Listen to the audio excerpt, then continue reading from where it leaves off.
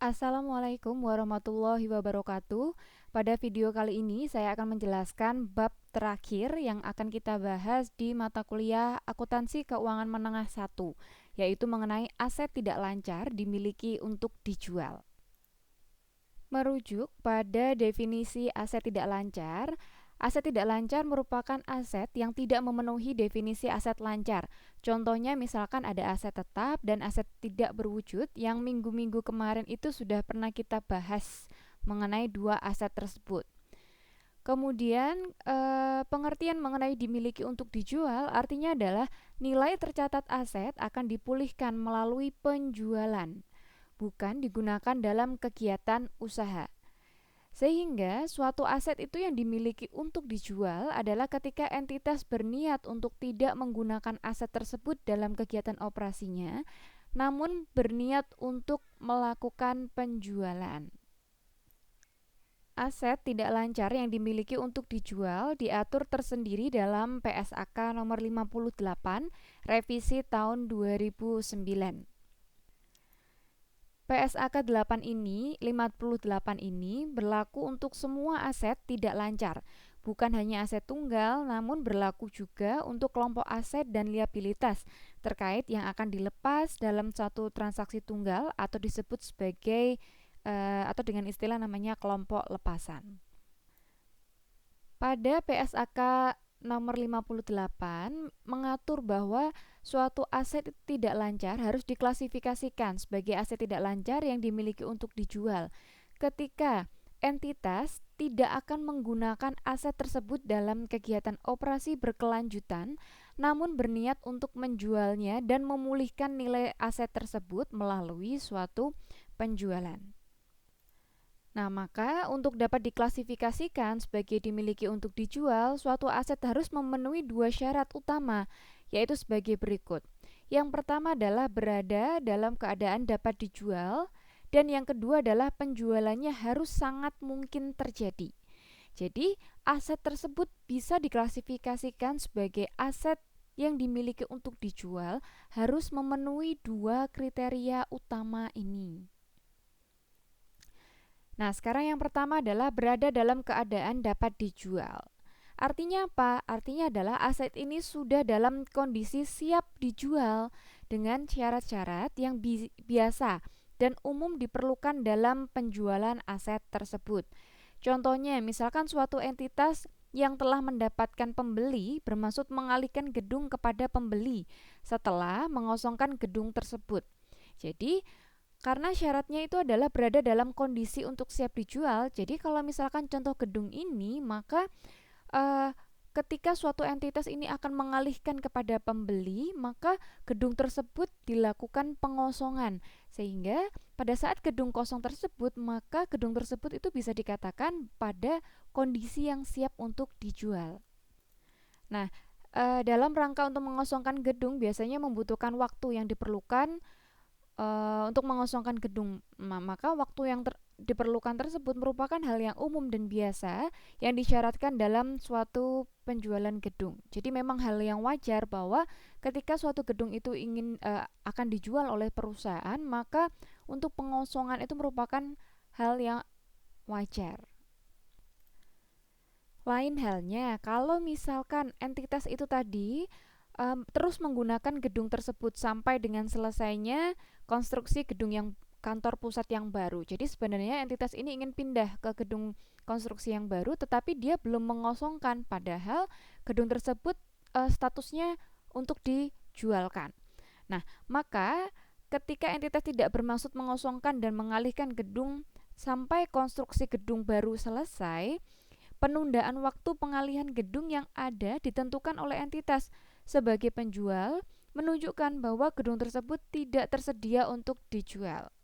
Karena kriteria berada dalam keadaan dapat dijual ini tidak dipenuhi, gitu ya. Jadi tidak bisa. Yang kedua adalah penjualannya harus sangat mungkin terjadi. Jadi transaksi penjualan yang dimaksud di sini adalah termasuk juga penjualan melalui pertukaran aset tidak lancar dengan aset tidak lancar lainnya ketika pertukaran tersebut memiliki substansi komersial.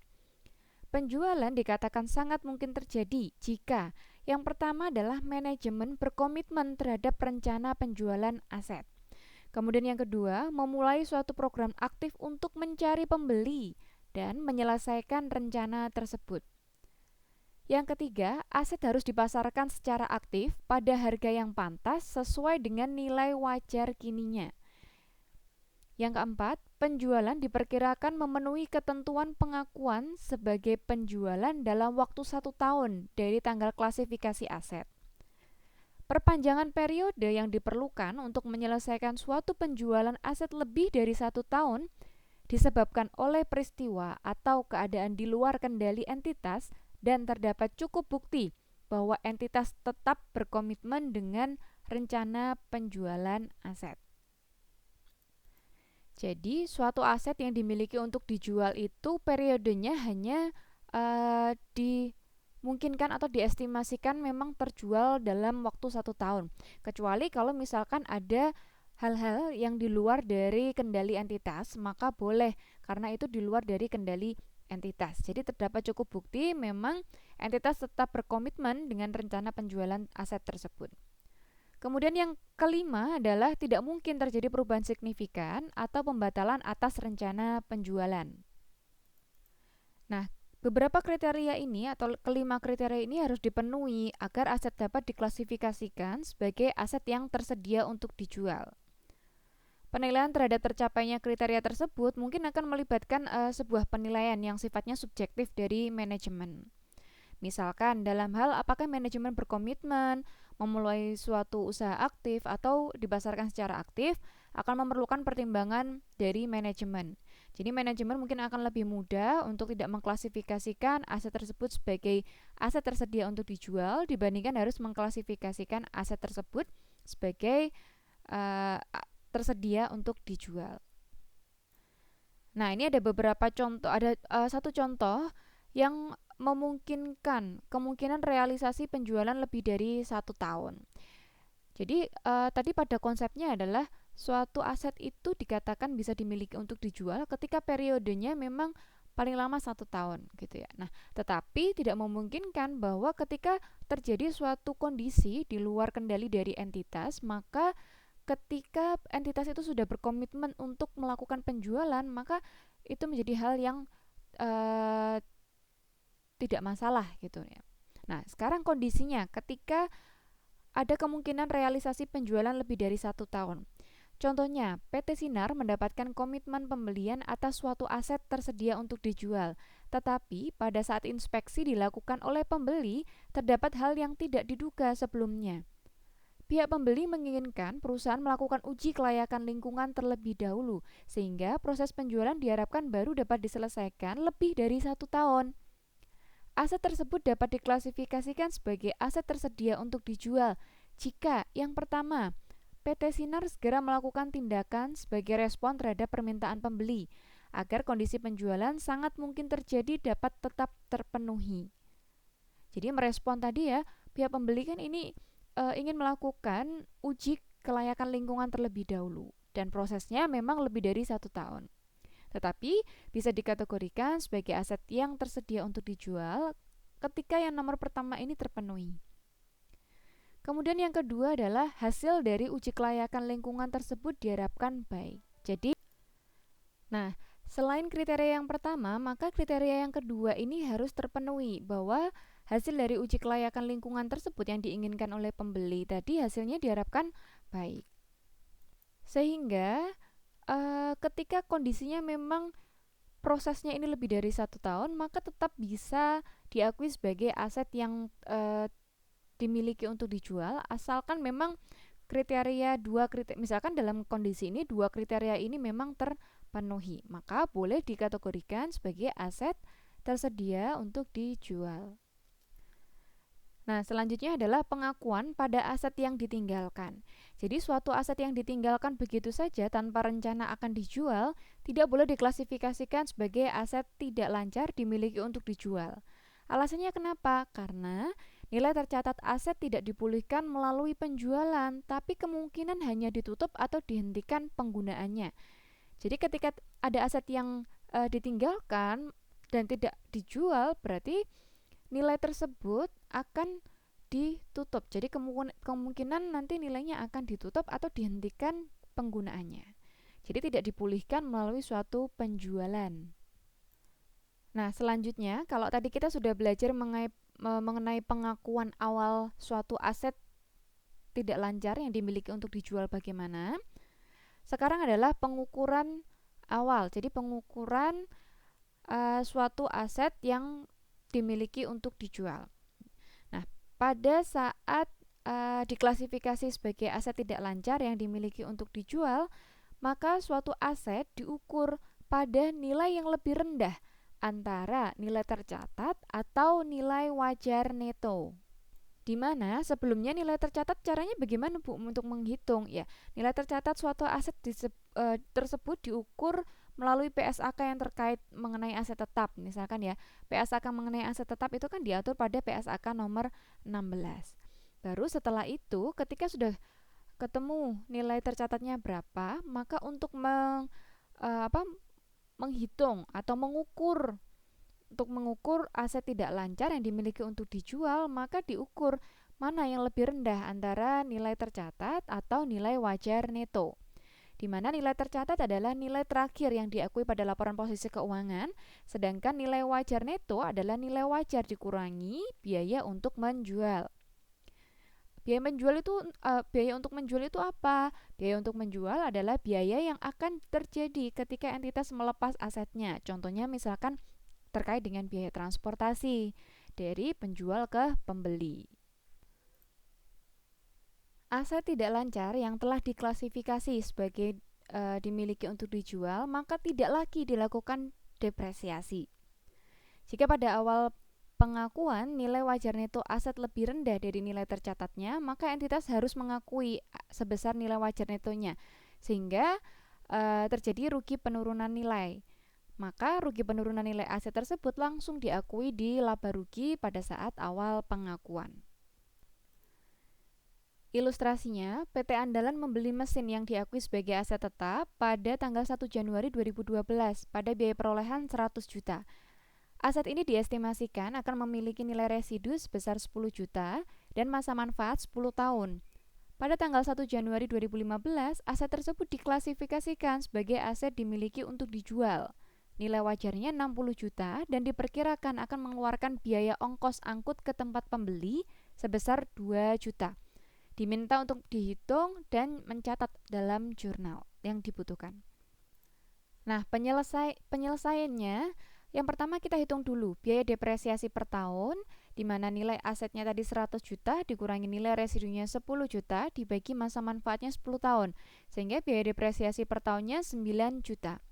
Kemudian kita hitung akumulasi depresiasi dari 1 Januari 2012 ketika aset tersebut dibeli sampai 1 Januari 2015 ketika aset tersebut diklasifikasikan menjadi aset yang tersedia untuk dijual.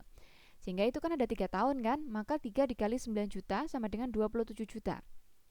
Kemudian nilai tercatat asetnya berapa berarti? Berarti nilai buku dikurangi dengan akumulasi penyusutan. Berarti 100 juta dikurangi 27 juta sama dengan 73 juta. Nah, sekarang nilai wajar netonya tadi diketahui adalah 60 juta.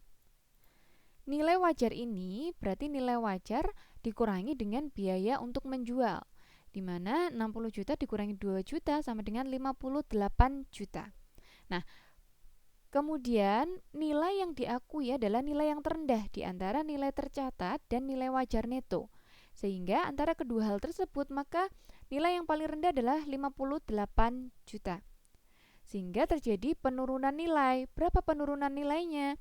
Berarti terjadi rugi penurunan nilai di mana nilai tercatatnya 73 juta dikurangi dengan nilai yang nilai yang harus diakui 58 juta, maka rugi penurunan nilainya adalah 15 juta. Nah, baru kita catat dalam jurnal untuk mencatat penurunan nilai. Rugi penurunan nilai di debit 15 juta, kemudian aset tetap mesin kredit 15 juta. Itu baru yang pertama adalah untuk mengakui adanya penurunan nilai. Kemudian jurnal yang kedua adalah jurnal reklasifikasi. Namanya reklasifikasi itu kan diklasifikasikan ulang. Artinya apa? Artinya adalah pada tanggal 1 Januari 2015 tadi aset tetap tersebut atau si mesin ini diklasifikasikan sebagai aset yang tersedia menjadi aset yang tersedia untuk dijual. Ya, jadi kan terjadi perpindahan klasifikasi. Sehingga kita harus membuat jurnal reklasifikasi. Maka jurnalnya apa? Ya berarti di debitnya mesin dimiliki untuk dijual sebesar 58 juta, ini ya, nilai yang harus diakui tadi. Kemudian kreditnya berarti kita menghilangkan aset tetap mesin, karena mesin ini akan dialihkan ke aset yang tersedia untuk dijual, gitu. Nah, sekarang ceritanya, kalau misalkan diasumsikan nilai wajar netonya 75 juta, maka nilai yang lebih rendah adalah nilai tercatat aset sebesar 73 juta.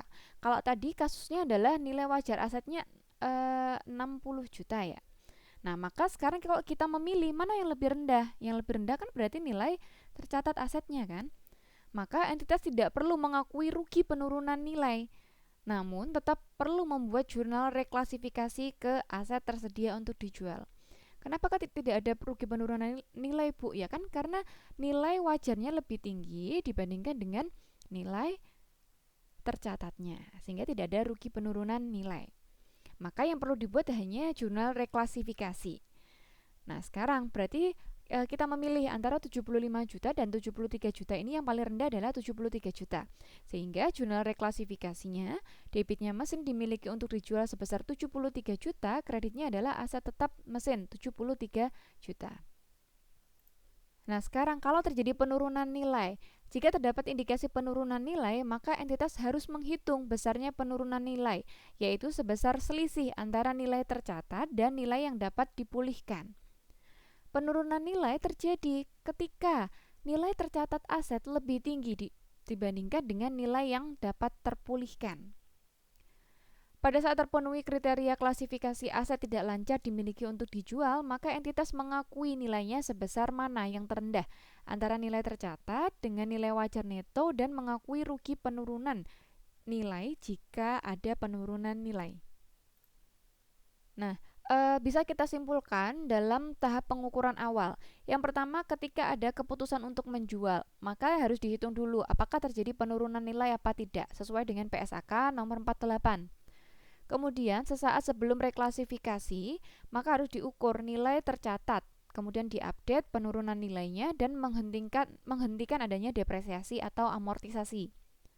Yang ketiga, pada saat reklasifikasi, kemudian baru dipilih mana yang terendah antara nilai yang tercatat atau nilai wajar dikurangi dengan biaya untuk menjual. Selanjutnya adalah pengukuran selanjutnya ya. Kalau tadi kan pengukuran awalnya. Entitas harus mereview nilai tercatat aset dibandingkan dengan nilai wajar netonya.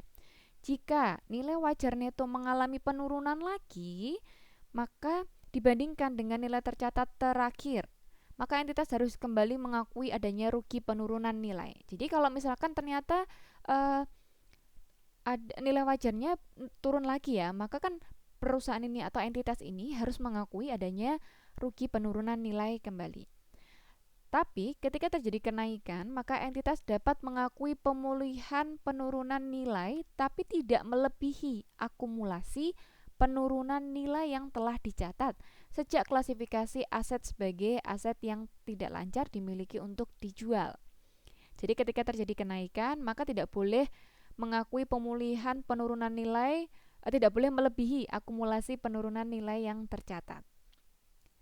Pemulihan atas penurunan nilai diakui dalam sebagai keuntungan di laporan laba rugi. Misalkan ilustrasinya sebagai berikut. Sama seperti contoh sebelumnya, PT Andalan pada tanggal 31 Januari 2015 nilai wajar neto mesinnya menjadi 55 juta. Maka entitas membuat jurnal penyesuaian pada tanggal 31 Januari 2015.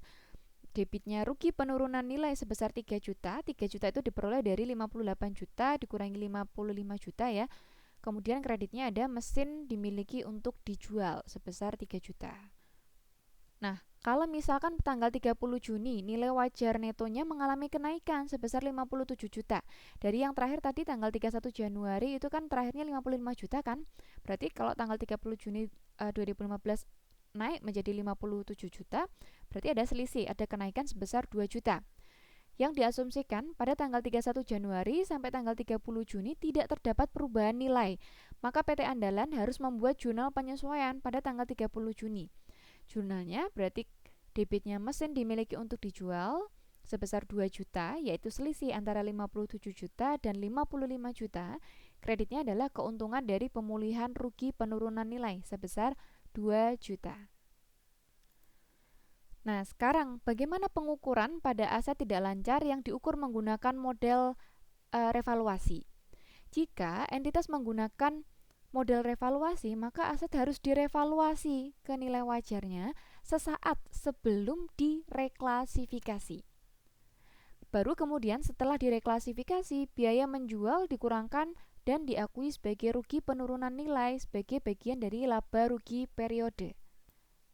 Ilustrasinya, PT Aman memiliki aset tetap berupa tanah dan mengukur tanahnya menggunakan model revaluasi. Tanah tersebut memiliki nilai tercatat sebesar 120 juta. Pada tanggal 1 Januari 2015, tanah diklasifikasikan sebagai aset tidak lancar dimiliki untuk dijual dan diketahui bahwa nilai wajarnya sebesar 140 juta dan estimasi biaya menjualnya 4 juta. Aset tersebut terjual pada tanggal 30 Juni 2015 pada harga 134 juta. Hitunglah dan catat pada jurnal yang diperlukan. Yang pertama kita lakukan adalah kita harus menghitung terlebih dahulu revaluasinya berapa. Nah, tadi diketahui bahwa nilai wajar tanah tadi 140 juta, sedangkan nilai tercatatnya adalah 120 juta. Maka ada surplus revaluasi sebesar 20 juta. Nah, sekarang kita buat jurnal untuk mencatat revaluasi pada tanggal 1 Januari 2015. Debitnya adalah aset tetap tanah 20 juta, kreditnya ada surplus revaluasi 20 juta. Nah, kemudian setelah itu adalah kita melakukan atau mencatat atau membandingkan antara nilai tercatat dan nilai wajar netonya. Nah, dalam kasus ini berarti nilai tercatatnya tadi kan sebesar 140 juta. Nah, sedangkan nilai wajar netonya berarti 140 juta dikurangi dengan biaya untuk menjual 4 juta sama dengan 136 juta. Nah, maka berarti pilihannya itu kan berarti terjadi rugi penurunan nilai sebesar 4 juta. Maka jurnalnya adalah rugi penurunan nilai 4 juta, kreditnya ada aset tetap tanah 4 juta. Nah, baru setelah itu direklasifikasi ke tanah yang dimiliki untuk dijual. Maka yang lebih rendah tadi kan sebesar 136 juta kan nilainya dibandingkan dari nilai tercatat dan nilai wajar. Maka jurnalnya debitnya tanah dimiliki untuk dijual 136 juta dan kreditnya adalah aset tetap tanah 136 juta. Baru pada tanggal 30 Juni terjadi penjualan dan dijual dengan harga 134 juta. Padahal nilai tercatatnya adalah 136 juta. Berarti kan ada kerugian atas penjualan tersebut. Maka jurnalnya adalah kas di debit 134 juta, kreditnya ada rugi penjualan tanah 2 juta dan kreditnya tadi debit ya rugi penjualan tanah, kreditnya ada tanah dimiliki untuk dijual sebesar 136 juta. Selanjutnya adalah penghentian pengakuan dan perubahan rencana. Ketika kriteria aset tidak lancar dimiliki untuk dijual tidak terpenuhi, maka entitas harus menghentikan pengklasifikasian sebagai dimiliki untuk dijual. Aset tidak lancar yang dihentikan pengklasifikasiannya sebagai dimiliki untuk dijual, maka selanjutnya diukur pada nilai yang lebih rendah antara nilai tercatat aset sebelum aset diklasifikasi sebagai dimiliki untuk dijual, disesuaikan dengan penyusutan amortisasi atau penilaian kembali yang telah diakui jika aset tidak diklasifikasi sebagai dimiliki untuk dijual. Dan yang kedua adalah nilai terpulihkan pada saat tanggal keputusan untuk tidak menjual. Ilustrasinya, misalkan tanggal 31 Desember 2015, karena upaya mendapatkan kontrak pembelian belum dapat segera terrealisasi, maka manajemen memutuskan untuk membatalkan rencana penjualan dan menggunakan kembali aset sebagai aset tetap. Tadi ya ini masih kaitannya dengan PT Andalan tadi. Sehingga pada tanggal 31 Desember, PT Andalan harus mereklasifikasi ulang aset menjadi aset tetap dan menghitung nilai tercatat yang baru. Jadi kan tadi awalnya dari aset tetap, kemudian reklasifikasi ke aset yang dimiliki untuk dijual. Kemudian ternyata ada beberapa kondisi yang menyebabkan itu tidak mungkin, sehingga harus dikembalikan lagi menjadi aset tetap. Misalkan nilai terpulihkannya katakanlah 57 juta, sama dengan nilai tercatat aset pada tanggal 31 Desember sebelum penyesuaian 57 juta. Sedangkan nilai tercatat asetnya berarti 100 juta dikurangi, ini minus ya, 4 dikali 9 juta. 4 itu berapa? 4 itu dari mana? 4 itu berarti 4 tahun kan, sampai tinggal 31 Desember. Penyusutannya kan ada 4 tahun, berarti 4 dikali 9 juta sama dengan nilai tercatatnya 64 juta. Sehingga diklasifikasikan lagi ke aset tetap, berarti debitnya aset tetap mesin sebesar 57 juta. Karena yang paling rendah kan ini toh nilainya, berarti 57 juta. Kreditnya ada mesin dimiliki untuk dijual.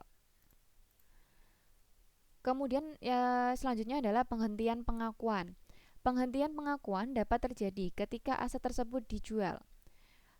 Atas penjualan tersebut maka timbul namanya keuntungan atau kerugian, yaitu selisih antara nilai tercatat akhir dengan harga penjualan. Contohnya, PT Makmur mereklasifikasi aset tetapnya sebagai aset tidak lancar dimiliki untuk dijual pada tanggal 2 Januari 2015. Penjualan terjadi pada tanggal 2 Juli dengan harga 70 juta. Nilai tercatat aset tidak lancar dimiliki untuk dijual pada 2 Juli 2015 sebesar 57 juta. Maka jurnal yang digunakan untuk mencatat penjualan tersebut, berarti kasnya yang diterima sebesar 70 juta, kreditnya aset tidak lancar dimiliki untuk dijual tadi ya nilainya 57 juta, maka dari penjualan tersebut ada keuntungan sebesar 13 juta, yaitu selisih antara 70 juta dikurangi 57 juta. Kemudian terakhir adalah penyajian.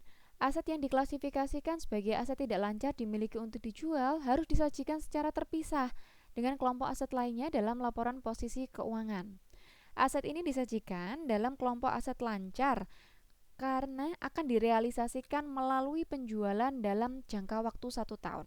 Jadi meskipun namanya kan aset tidak lancar yang dimiliki untuk dijual, ya tetapi karena kembali lagi tadi konsepnya bahwa aset ini dimiliki untuk dijual dalam waktu atau periode selama 1 tahun. Berarti kan pemenuhannya kurang dari 1 tahun sehingga diklasifikasikan sebagai aset lancar.